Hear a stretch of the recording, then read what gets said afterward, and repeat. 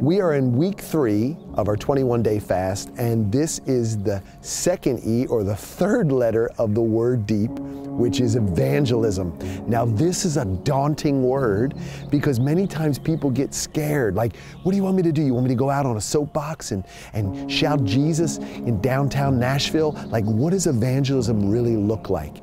And what we want to do over the next couple days in this week, we want to share with you how evangelism can be very practical in your sphere of influence.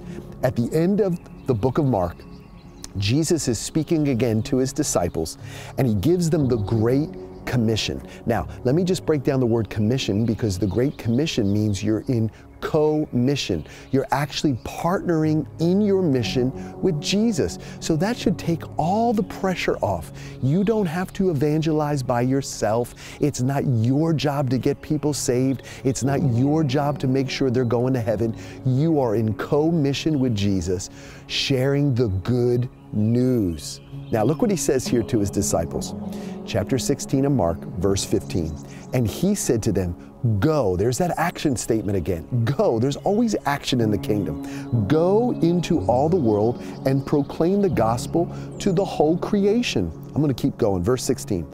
Whoever believes and is baptized will be saved, and whoever does not believe will be condemned. It's not your job to convince them. It's their job to believe. And these signs will accompany those who believe. Now, here's the interesting thing. God's equipping you with successful tools to share the gospel. It says this, in my name they will cast out demons. They will speak in new tongues. They will pick up serpents with their hands. And if they drink any deadly poison, it will not hurt them. They will lay their hands on the sick and they will recover.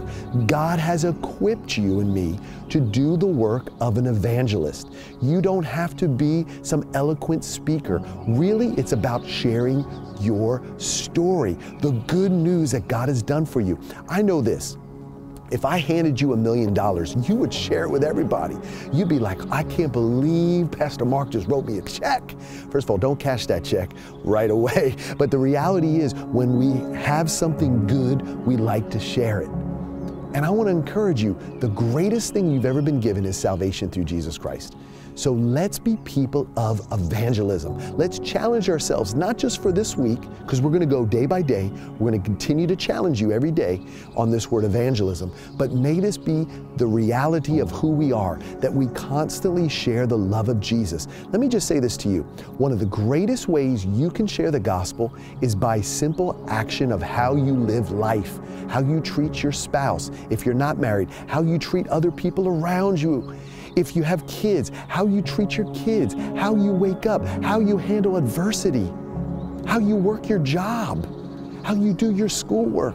All of these things demonstrate kingdom values, and they are a sign to other people of the goodness of God in your life.